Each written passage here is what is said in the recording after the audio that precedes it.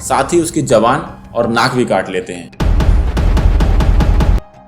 उन लोगों ने बताया कि सुपरस्टार दर्शन ने उन्हें 30 लाख रुपए दिए थे ये मर्डर को अपने सर लेने के लिए। इसलिए रेणुका स्वामी को ये लगा कि दर्शन अपनी पत्नी को धोखा दे रहे हैं। तो देखिए, ये एक हाई प्रोफाइल मर्डर केस है जिसकी वजह से आज पूरे इंडिया में चर्चा हो रही है, क्योंकि एक साउथ मूवी का सुपरस्टार भी ऐसा कुछ कर सकता है किसी ने सोचा नहीं था और इस बात पर यकीन करना बहुत ही ज्यादा मुश्किल है। तो इस मर्डर केस से बहुत सारे लोग जुड़े हुए हैं, लेकिन ऐसे 3 लोग हैं जिनका नाम सबसे आगे आया है। तो सबसे पहला नाम है रेणुका स्वामी जिसका मर्डर हुआ है, और दूसरा नाम है सुपरस्टार दर्शन जिसने ये मर्डर करवाया है, और तीसरा नाम है पवित्रा गौड़ा।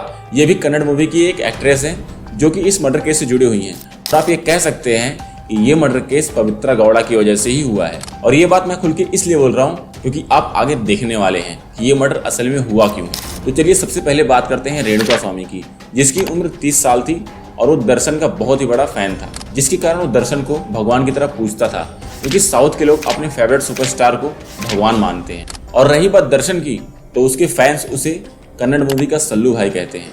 और आज के लोग इंसानों को भगवान मान लेते हैं, ये जानते हुए भी कि इंसान कितना घटिया काम कर सकता है जिसे कभी भगवान का दर्जा दिया ही नहीं जा सकता। तो हुआ कुछ ऐसा कि पवित्रा गौड़ा ने अपने इंस्टाग्राम पर एक फोटो पोस्ट की जिसमें पवित्रा गौड़ा के साथ दर्शन भी था, और ये दोनों पहले से ही रूमर्स में थे। और उनका फोटो देखने के बाद ये लग रहा था कि मानो वो पति और पत्नी हो। जिसके बाद ये तस्वीरें रेणुका स्वामी को पसंद नहीं आई, क्योंकि सुपरस्टार दर्शन की शादी पहले हो चुकी है और उनके बच्चे भी हैं। इसलिए रेणुका स्वामी को ये लगा कि दर्शन अपनी पत्नी को धोखा दे रहे हैं, क्योंकि रेणुका स्वामी दर्शन को भगवान की तरह पूजता था और दर्शन ऐसा काम करे उसे ये बर्दाश्त नहीं हुआ। जिसके बाद रेणुका स्वामी ने उस पोस्ट पर बहुत ही आपत्तिजनक कमेंट्स किए और पवित्रा गौड़ा को मैसेज भी किया, और उस मैसेज में बहुत ही उल्टा सीधा लिख दिया। जिसके बाद से पवित्रा गौड़ा ने ये सारे मैसेजेस और कमेंट्स दर्शन को दिखाए और दर्शन से ये बोला कि इस व्यक्ति को सबक सिखाओ।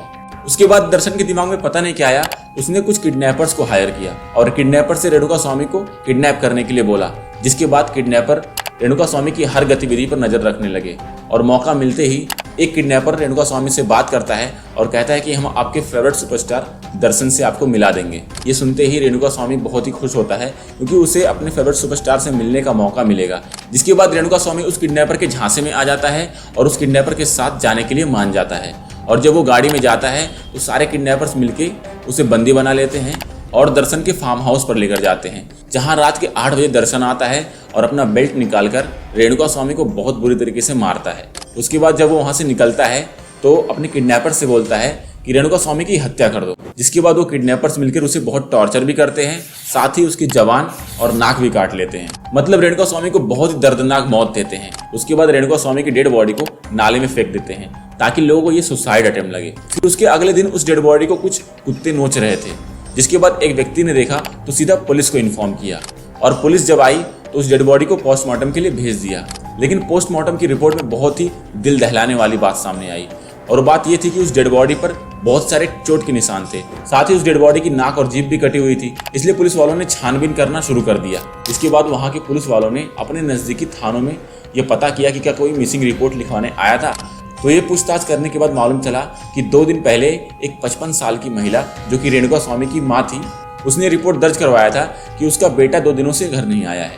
तो वहां से दर्ज की हुई रिपोर्ट और डेड बॉडी को मिलाने पर यही मालूम चला कि ये जो डेड बॉडी है ये रेणुका स्वामी की ही है। जिसके बाद पुलिस वालों ने छानबीन को और तेज कर दिया, लेकिन अभी तक सुपरस्टार दर्शन का नाम सामने नहीं आया था, क्योंकि कोई शक भी नहीं कर सकता है कि ये काम दर्शन ने ही करवाया था। पर उसके अगले दिन 3 लोग पुलिस स्टेशन आते हैं और कहते हैं कि हमने रेणुका स्वामी का मर्डर किया है, क्योंकि वो हमारे कुछ पैसे पहले से लिया हुआ था, वो दे नहीं रहा था, इसलिए हमने उसका मर्डर कर दिया। तब पुलिस वालों ने सोचा कि अगर कोई मर्डर करेगा तो वो पुलिस से भागेगा, ना कि पुलिस थाने में आके ये खुद कबूल करेगा कि मैंने मर्डर किया है। तब पुलिस वालों को ये बात हजम नहीं हुई कि भला कोई ऐसा कैसे कर सकता है। जिसके बाद पुलिस वालों ने उन 3 लोगों को बहुत बुरी तरह से पीटा और पूछताछ की। तब ये बात सामने आई कि इसमें सुपरस्टार दर्शन का हाथ भी है। तब पुलिस वालों ने बहुत पूछताछ की और बहुत मारा पीटा। तब उन लोगों ने कुछ बताया कि इस मर्डर के पीछे सुपरस्टार दर्शन का हाथ है। और जिन लोगों ने ये मर्डर कबूल किया था कि ये मर्डर हमने किया है, उन लोगों ने बताया कि सुपरस्टार दर्शन ने उन्हें 30 लाख रुपए दिए थे ये मर्डर को अपने सर लेने के लिए। उसके बाद ये पुलिस को पूरी तरह समझ में आ गया कि ये कोई छोटा मोटा मर्डर नहीं है, बल्कि ये हाई प्रोफाइल मर्डर केस है। इसके बाद से पुलिस वालों ने रेणुका स्वामी के सोशल मीडिया को पूरी तरह से खंगाला, जिसमें सारे सबूत मिल गए और दर्शन के खिलाफ भी सारे सबूत सोशल मीडिया से ही मिल गए। उसके बाद पुलिस ने क्या किया, सीधा दर्शन को अरेस्ट कर लिया, साथ ही पवित्रा गौड़ा को भी हिरासत में ले लिया। और जो किडनैपर्स थे, पुलिस वालों ने उन्हें भी पकड़ा और उनकी भी पिटाई की। साथ ही उन लोगों के खिलाफ बहुत सारे केस दर्ज करवाए गए और ये मर्डर हुआ एक पोस्ट पर कमेंट करने की वजह से। अब सोचने वाली बात यह है कि क्या इतना बड़ा सुपरस्टार भी किसी का मर्डर करवा सकता है? ये बहुत ही बड़ा क्वेश्चन मार्क है आज के टाइम पे। गाइस, ये वीडियो यहीं तक, मिलते हैं नेक्स्ट वीडियो में, तब तक के लिए जय हिंद।